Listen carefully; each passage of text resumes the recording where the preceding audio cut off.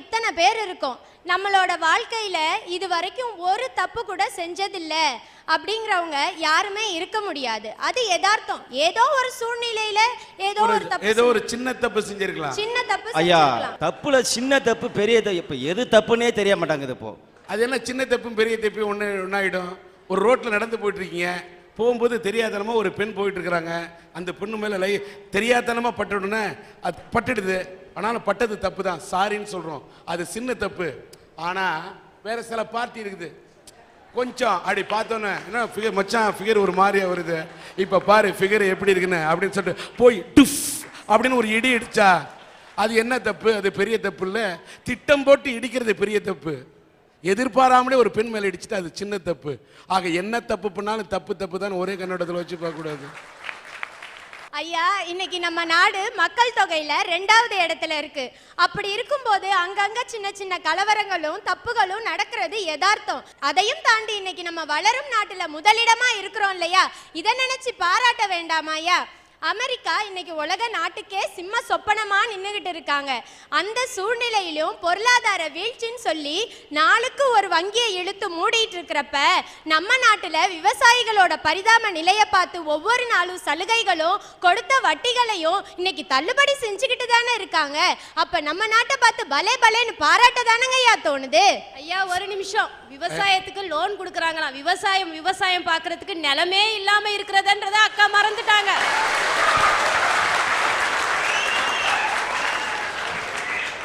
ஐயா, standard of லைஃப்ங்கிறது வேற, standard of லிவிங்கிறது வேற. ஸ்டாண்டர்ட் ஆஃப் லைஃப், நீ எல்லா வளமும் கூட நான் நல்லா வாழ்ந்து காட்டுறேங்கிறது ஒரு பக்கம். ஆனா ஸ்டாண்டர்ட் ஆஃப் லிவிங், இன்னைக்கு என் நாடு ஏழ்மையா இருந்தாலும் மற்ற நாடுகளுக்கு முன்னிலையில வளமா வாழுதுன்னு பாராட்டுறேங்க ஐயா நானு. இன்னைக்கு நம்ம நாடு இருக்க நிலைமைய பார்த்து ஒரு கவிஞன் அழகா சொன்னா, ரத்தம் தோய்ந்த மானுட கைக்குட்டையில் மண்மகள் மத்திய ரேகையில் கொடி உலர்த்துகிறாள்னு. இன்னைக்கு நம்ம நாடு எதுல முன்னேறிட்டு இருக்கு? வன்முறையிலையும் தீவிரவாதத்திலையும் தானே. பிப்ரவரி 13ஆம் தேதிக்கும் 16ஆம் தேதிக்கு இடையில எத்தனை நாள் சார்? 3 நாள். அந்த 3 நாளுக்கு இடையில 3 இடத்துல குண்டு வெடிப்பு நடந்திருக்கு. இதை பார்த்து பலே பலேன்னு கை தட்டுறதா இல்ல அட பாவமேனு பரிதாபப்படுறதா சார்? இன்னைக்கு நம்ம நாடு எதுலையோ முன்னேற்றம் அடைஞ்சிட்டுன்னு பேசிட்டு இருக்காங்க. வருஷத்துக்கு 21 லட்சம் குழந்தைங்க சாப்பாடே இல்லாம இறந்து போயிட்டு இருக்காங்க இந்த நாட்டுல. துண்டைக்காய் கால் பண்ணோம்னா சொமகூலி முக்கா பணம்னு சொல்லுவாங்க. அது மாதிரி வெளிநாட்டுக்கு 3 ரூபாய்க்கு ஏற்றுமதி பண்றோம் உணவு பொருளை. ஆனா உள்நாட்டுல இல்லாதவன் 5 ரூபா கொடுத்து கேட்டாலும் கொடுக்கறதுக்கு மனசு வரல. இதை பார்த்து அட பாவமேன்னு சொல்றதா இல்ல பலே பலேன்னு கை தட்டுறதா? Sir, AR Rahman Oscar award வாங்கினதுக்கு நான் கை தட்டுறேன். ஆனா அந்த படத்துக்கு பேர் என்ன வச்சாங்க? Slumdog millionaire. அன்னைக்கு ஒரு ஆங்கிலேயன் இந்தியனை பார்த்து நாயின்னு சொன்னதுக்கு நம்மளுக்கு எல்லாருக்கும் வந்ததே. இன்னைக்கு ஒரு இந்தியனை பார்த்து நாயின்னு சொல்றப்ப ஏன் வாய மூடிட்டு இருக்கோம்?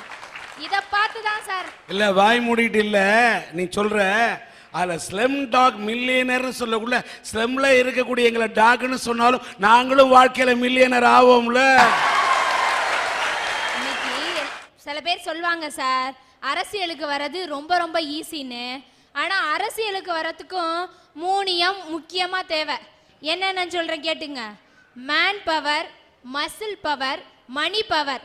இது 3 இருந்தாதான் இன்னைக்கு அரசியலுக்கு வர முடியும். இதை எல்லாத்தையும் வச்சுட்டு ஜார்க்கண்ட்ல ஒரு சுயேட்சை எம்எல்ஏ மதுகோடான்னு எப்படியோ முதலமைச்சர் ஆயிட்டாரு. ஜார்க்கண்டோட பட்ஜெட்டே 3000 கோடி ரூபாய். ஆனா இவர் ஒரு வருஷத்துல சம்பாதிச்சது 4000 கோடி ரூபாய். இப்படி போயிட்டு இருக்கு சார் அரசியல். இதை பார்த்து அட பாவமேன்னு சொல்ல முடியுமா இல்ல பலே பலேன்னு கை தட்ட முடியுமா?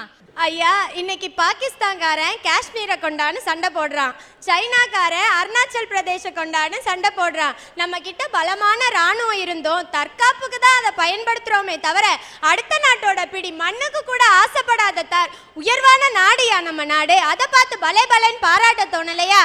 அடுத்ததா கல்வித்துறை எடுத்துக்கலாம். 10 லட்சம் மக்கள் தொகை உள்ள ஒரு இடத்துக்கு ஒரு மெடிக்கல் காலேஜ் அப்படின்றது விகிதாச்சாரம். நம்ம புதுவையை எடுத்துக்கோங்க, இருக்கிற மெடிக்கல் காலேஜோட எண்ணிக்கை எத்தனைங்க?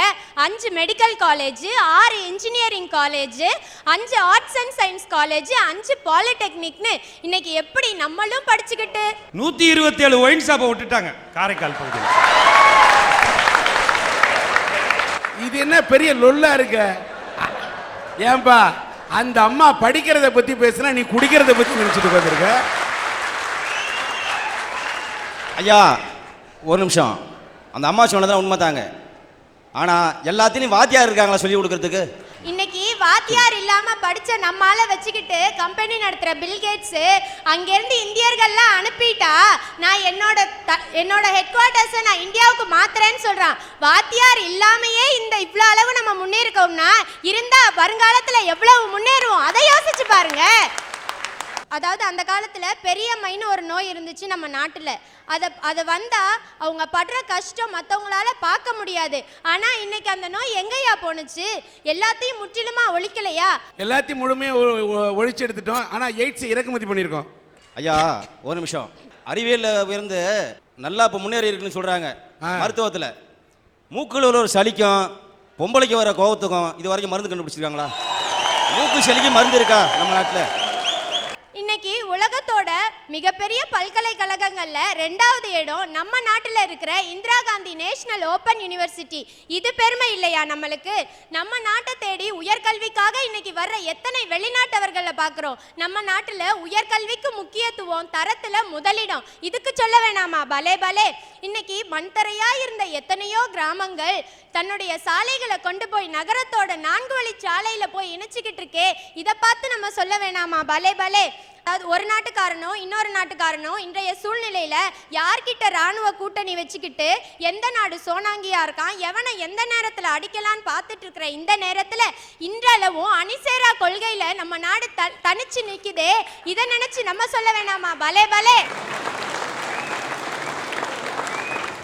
அன்னைக்கு காந்தியடிகள் நம்ம நாட்டு விடுதலைக்காக ஒத்துழையாமை இயக்கம் நடத்தினாரு. அதுல சிறையில் இருந்தவங்களும் பங்கெடுத்துக்கிட்டாங்க.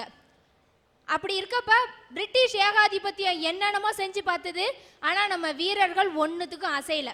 கடைசியாக என்ன பண்ணாங்கன்னா ஒரு 2 மாத குழந்தைய அவங்க அம்மா கிட்ட இருந்து பிரிச்சுட்டாங்க. அந்த குழந்தை பசியால் அழுதுகிட்டு இருக்கு. 2 பேரையும் தனித்தனி சிறையில் போட்டு வச்சுட்டாங்க. இந்த பக்கம் அந்த தாய் அழுறா, அந்த பக்கம் அந்த குழந்தை பசியால் துடிச்சிட்டு இருக்கு. கடைசியாக இயக்கத்தை கைவிட்டுலான்னு வந்தப்ப அந்த தாய் சொன்னா, இந்த அடிமை இந்தியாவில் தான் என்னோட மகன் உயிரோட இருக்கணும்னா அவன் உயிரே தேவையில்லைன்னு சொன்னான். அப்படிப்பட்ட இந்த இந்திய நாட்டில் பெண்களுக்கு 33 விழுக்காடு கொடுக்கறதுக்கு எவ்வளோ பிரச்சனை. இத்தனி பிரச்சனை இருக்கிற தேசத்தை பார்த்து பலே பலேன்னு கைத்தட்ட என்னால் முடியாது சார். எங்கள் வீட்டுக்கும் எதிர்த்த வீட்டில் ஒரு காலேஜ் படிக்கிற பையன் இருக்கான். உங்கள் வீட்டு எழுத்து வீட்டில் யார் இருக்கா? ஒரு காலேஜ் படிக்கிற பையன் ஒருத்தன் இருக்கான். நினச்சேன் இருக்கணும் இருக்கணும் இருக்கணும். உங்களுக்கு ஏன்னு வயிற்று எரியுது? என்ன வயிற்றுச்சலா? என்ன கொடுமைன்னா இது? உன் வீட்டு எழுத்தாப்புல ஒரு காலேஜ் பையன் இருக்கிற மாதிரி என் வீட்டுக்கு எழுத்தாப்புல ஒரு காலேஜ் பொண்ணு இருந்தா நான் ஏமா வயிற்றுச்சல் எரிய போறேன்? காலேஜ் பொண்ணு இல்லைன்னா கூட பரவாயில்லண்ணே, 2 கிழவிங்க இருக்காங்கண்ணே எழுத்தாப்புல. இன்னைக்கோ நாளைக்கோ ஈத்துக்கிட்டு இருக்கு. நான் 2 நாள் பார்ப்பேன், 3வது நாள் நானே போட்டு தள்ளுவேன். ஐயா, எங்கள் வீட்டுக்கு எதிர்த்தாப்புல ஒரு காலேஜ் படிக்கிற பையன் இருக்கான். அவனை கூப்பிட்டு கேட்டேன், ஏண்டா தம்பி, நீ நல்லா சொகுசாக வாழணும்னா நீ என்ன பண்ண போற? சொகுசான வாழ்க்கைக்கு நீ என்ன ஐடியா பண்ணி வச்சிருக்கான்னு கேட்டேன். அவன் உடனே என்னை பார்த்து சொன்னான், நான் ஒரு ஐடியாவும் பண்ணலக்கா, நான் பெருசாக கஷ்டம்லாம் ஒன்றும் பட போகிறதில்ல, ஒரே ஒரு சிம்பிளாக ஒரு ஐடியா வச்சுருக்கேன். ஏசி ரூமில் ஓசி சாப்பாடு, மூளைக்கு வேலை கிடையாது, உடம்புக்கு வேலை கிடையாது, நல்ல ஒரு சாமியாராக பார்த்து சிஷ்யனா சேர்ந்துட போகிறேங்கிறான். இப்படி போயிட்டு இருக்கிற நாட்டை பார்த்து பலே பலேன்னு எந்த மனுஷனாவது கைதட்டுவானா? ஐயா ஐயா, நம்ம நாட்டில் பெண்களையும் சாதாரணமாக சொல்லக்கூடாது. ஈஸியாக ஏமாறுறவங்களே பெண்கள் தான். 2 பெண்கள் சாமியாரை பார்க்கறதுக்காக வெயிட் பண்ணிட்டு இருந்தாங்க. அதில் ஒரு அம்மா சொல்லிச்சு, அட போக்கா, 3 மாசமா வெயிட் பண்ணுறேன், இந்த சாமியாரை பார்க்கவே முடியல அப்படின்னுச்சு. உடனே இன்னொரு அக்கா சொன்னது, அடி போடி, நீ அது 3 மாசமா அந்த சாமியாரை பார்க்க முடியாமல் வெயிட் பண்ணுற, நான் அந்த சாமியாரை பார்த்ததால இப்போ 3 மாசம் உண்டின்னு. ஐயா, ஐயா சிவபெருமான் தன் உடம்புல பாதியே சக்திக்கு ஒதுக்கி கொடுத்தாருன்னு புராண கதைகள் சொல்லுது. நாங்க பாதியெல்லாம் கேட்கல, வெறும் 33% கேட்குறோம் பாராளுமன்றத்தில். அதுக்கு எவ்வளோ கூச்சல், எவ்வளோ குழப்பம், எவ்வளோ சண்டை, ஏன்னு கேட்குறேன். ஏன் இப்படி அடிச்சுக்கிறீங்க? ஒரு பெண்களுக்கு மதிப்பு கொடுத்து அவங்களையும் கொண்ட பாராளுமன்றத்தில் உட்கார வச்சா என்னன்னு கேட்குறேன் நான். நல்லா கேட்டம்மா. 33% கேட்குறீங்க, நான் ஒத்துக்கிறேன். ஆனால் எங்கள் வீட்டில் 100க்கு 100% நான் கொடுத்துருக்கேன்.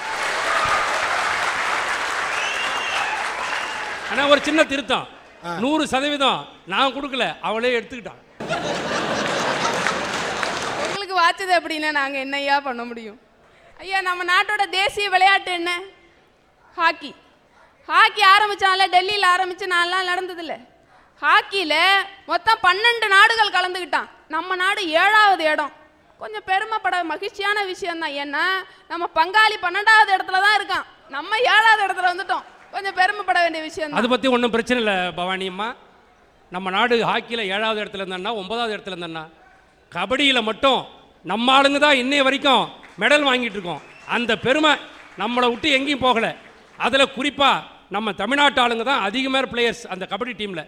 எப்படா ரஷ்யாக்காரன் கேட்டான், தமிழ்நாட்டுக்காரன் மட்டும் எப்படா கபடியில் தொடர்ந்து மெடல் வாங்குறீங்கன்னு கேட்டதுக்கு நம்மளால சொன்னா, நாங்கள் தாண்டா லபுக்கு லபுன்னு காலை வாரி விடுவோம் அப்படின்னா.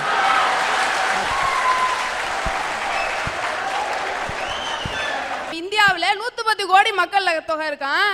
ஹாக்கி விளாட்றதுக்கு நல்ல ஆளே கிடைக்கலையா? 7வது இடத்துல தான் நம்ம போய் இருக்கணுமா? ஏன்னா நம்ம நாட்டோட தேர்வு கூட சரியா இல்லை. இப்படிப்பட்ட நாடை நினைச்சு பலே பலேன்னு யாராவது கைத்தட்ட முடியுமா? பரிதாபப்படத்தாயா முடியும். இன்னைக்கு நாட்டில் போலிகள் ரொம்ப அதிகமாயிடுச்சு. போலி டாக்டர்கள் முக்கியமாக ரொம்ப அதிகமாயிட்டாங்க. போலி சாமியார், போலி டாக்டர்கள் எல்லாத்துலேயுமே போலிகள் ரொம்ப அதிகமாயிடுச்சு. எங்கள் வீட்டுக்கு பக்கத்தில் ஒரு கிளினிக் இருக்குது. அங்கே ஒரு வாரமாக ஒரு ஆள் தங்கி வைத்தியம் பார்த்துட்டு இருக்கான். ஒரு 4 நாளைக்கு முன்னாடி அந்த பக்கமாக போனேன். அந்த நர்ஸை கூப்பிட்டு அவன் சொல்கிறான், நர்ஸ் நீங்கள் என் இதயத்தையே திருடிட்டீங்க நர்ஸ் அப்படின்னா. உடனே அந்த நர்ஸ் திரும்பி சொல்லிச்சு, அட போடா மூதேவி, உன் கிட்னியை டாக்டர் திருடி 4 நாள் ஆகுது. நாடு இன்னைக்கு இப்படி போயிட்டு இருக்கு. ஆனா இதை விட ஒரு வெக்கப்பட வேண்டிய விஷயம் என்ன தெரியுமா? என் நாட்டில் இன்னைக்கு நடந்தது. வெறும் 10வது படிச்ச பொண்ணு தான் காவல்துறையில ஏசின்னு சொல்லிட்டு 2 வருஷம் வளம் வந்திருக்கா ஐயா. இதை விட கொடுமையான விஷயம், உண்மையான ஏசுக்கு சல்யூட் அடிச்சிருக்காரு ஐயா. இன்னைக்கு விஞ்ஞானத்துறையும் சும்மா சொல்லக்கூடாது, ரொம்ப அருமையா வளர்ந்துருக்கு. சந்தோஷப்பட வேண்டிய விஷயம் தான். இன்னைக்கு செல்போன் படுத்துற பாடு. எங்க ஊர்ல ஒரு கல்லூரி படிக்கிற இளைஞன் காதுல செல்ல வச்சுட்டு உருண்டு பேசுறான், படுத்து பேசுறான், மாடியில நின்று பேசுறான், கீழே நின்று பேசுறான். 1 மாசம் கழிச்சு செல்ல பிடிப்பாங்கிறான், அதுல சிம் கார்டே இல்லை. என்னமா ஏமாத்துறான் நாட்டை. ஏன் இன்னைக்கு நாடு எப்படி போயிட்டு இருக்கு தெரியுமா? பேங்க்குக்கு போய் பார்த்தா இருப்பு இல்லை, கோயிலுக்கு போனா செருப்பு இல்லை, போலீஸ் ஸ்டேஷன் போனா கருப்பு காணும், கடைசியில ஆஸ்பத்திரிக்கு போனா உறுப்பு கூட இருக்க மாட்டேங்குது. அங்க எல்லாத்தையும் இப்படிங்க விட்டுறான். சில பேருக்கு கல்யாணம் ஆனா சிரிப்பே இருக்க மாட்டேங்குதுமா. நாட்டில் எது தேவையோ அதை மனிதன் எடுத்துக்கிறதே கிடையாது. நாட்டில் எது தேவையோ அதை மனிதன் எடுத்துக்கிறது கிடையாது. ஏன்னா நான் பிசியோதெரப்பியில் மாஸ்டர் டிகிரி முடிச்சிருக்கேன். இன்னைக்கு எங்கள் நிலைமை என்ன தெரியுமா? நாங்கள் ஒரு மருத்துவத்துறையை சேர்ந்தவங்க தான். எங்களுக்கும் 4.5 வருஷம் படிப்பு. நான் மொத்தம் 7 வருஷம் படிச்சிருக்கேன். ஆனால் இப்போ எங்களோட நிலைமை என்ன தெரியுமா? எங்களை டாக்டர்னு போடக்கூடாதுன்னு சொல்லி ஒரு கும்பலே கங்கணம் கட்டிட்டு தெரியுது. பொதுவாகவே மக்களுக்கு மூட்டு வலி, கைகால் வலி எல்லாம் ரொம்ப அதிகமாயிடுச்சு. இதுதான் உண்மை. இன்னைக்கு நாட்டில் ஜிஹெச்சில் பிசியோதெரப்பி டிபார்ட்மெண்ட்டுக்கு மட்டும் 600 நோயாளிகள் வராங்க. ஆனால் 4 பிசியோதெரபிஸ்ட் தான் போட்டிருக்காங்க. ஆனால் எங்களுக்குன்னு இது வரைக்கும் எந்த கவுன்சிலும் ஃபார்ம் பண்ணி கொடுக்கல. அரசாங்கத்திட்ட நாங்கள் போராடி இன்னைய வரைக்கும் ஓயாமல் போராடிட்டு தான் இருக்கோம். நான் என்ன கேட்குறேன், நாங்கள் ஆரம்ப சுகாதார நிலையத்தில் சேர்ந்து மக்களுக்கு சேவை செய்ய தயாராக இருக்கோம். நாங்களும் அதே மருத்துவர்களுக்கு இணையாக தான் படிக்கிறோம். நாங்கள் ஏன் டாக்டர்னு போடக்கூடாது? சும்மா ஒன்றும் தெரியாத பையன் ராஜ வைத்தியம் அது இதுன்னு சொல்கிறவெல்லாம் டாக்டரா போட்டுட்டு போய் போலீஸ் ஸ்டேஷனில் உட்காந்துருக்கான், கம்பி எண்ணிட்டு இருக்கான். உண்மையை படித்த நாங்கள் ஏன் டாக்டர்னு போட சொல்லக்கூடாது என்று இந்த அரட்டை அரங்கு மூலியமாக எங்களுக்கு ஒரு தீர்வு கிடைக்க வேண்டும் என்ற ஆழமான கருத்தை பதிவு செய்து நீங்கள் ஒரு நல்லா கேட்ட பவானி. டாக்டர் பட்டம் உனக்கு வேணும் அவ்வளோதானே?